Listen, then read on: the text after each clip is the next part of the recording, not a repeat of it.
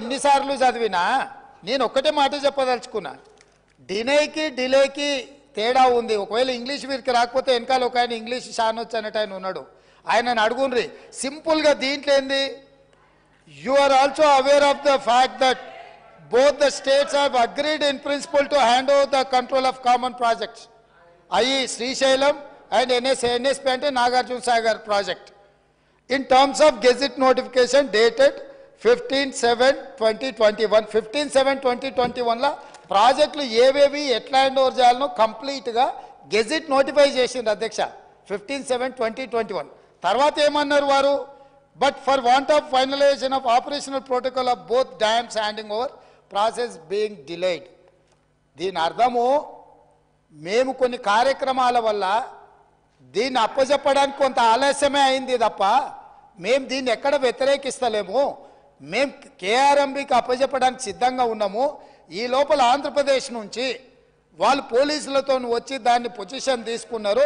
దీన్ని తక్షణమే మీరు పరిష్కరించండి అని చెప్పి మీరు కేంద్ర ప్రభుత్వానికి లేఖ రాసి డిసెంబర్ 1 నాడు 30 తారీఖు నాడు పోలింగ్ జరిగింది, 3 తారీఖు నాడు ఫలితాలు వచ్చినాయి.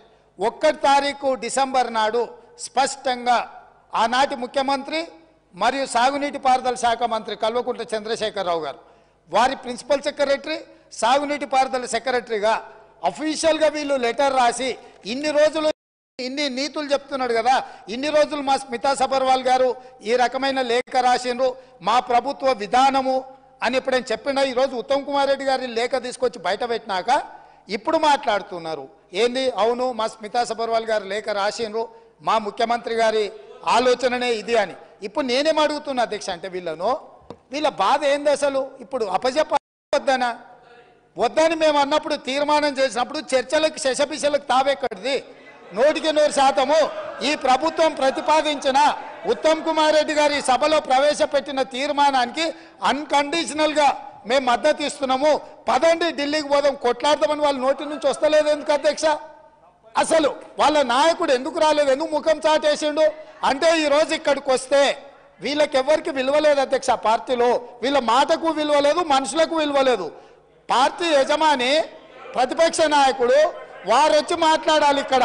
వారు ఎందుకు ఈరోజు ఇంత ముఖ్యమైన కృష్ణానది జలాలకు సంబంధించి శాశ్వతంగా తెలంగాణ రైతాంగం జీవితాల మీద మరణ శాసనం రాసే పరిస్థితులు ఉత్పన్నమైతే వారు సభలోకి రాకుండా ఈ సభలో జరుగుతున్న చర్చలో వారి అభిప్రాయం చెప్పకుండా వీరు చెప్పే అభిప్రాయానికి ఎలాంటి విలువ లేదు.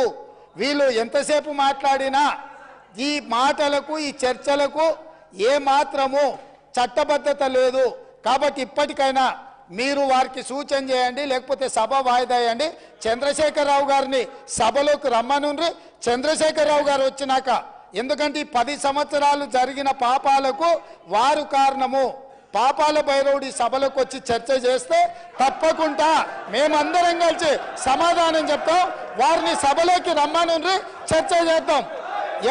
ఎవరు తప్పు చేసిండ్రు, ఎవరు తెలంగాణకు అన్యాయం చేసిండ్రు, ఎవరు తెలంగాణకు రావాల్సిన కృష్ణానది జలాలలో వాటాలను ఎవరు తెగ నమ్ముకున్నారు, ఎవరు చేపల పులుసుకి అలసిచ్చిండ్రు తెలంగాణ నీళ్ళ దోపిడీకి, వారి సభలోకి రమ్మనుండి. చంద్రశేఖరరావు గారి సభలోకి వస్తే ఎంతసేపు అయినా మీరు మైకి అండి అధ్యక్ష. వారికి వీరికి ఏ అధికారము, ఏ హక్కు, ఏ అవకాశం లేదు. కాబట్టి చంద్రశేఖరరావు గారు ఈ సభలోకి వచ్చి వారు మాట్లాడితే ఇక వారు మాట్లాడడానికి ఏమీ లేదు, వారు చెప్తే వినడానికి కూడా ఏమీ లేదు అధ్యక్ష.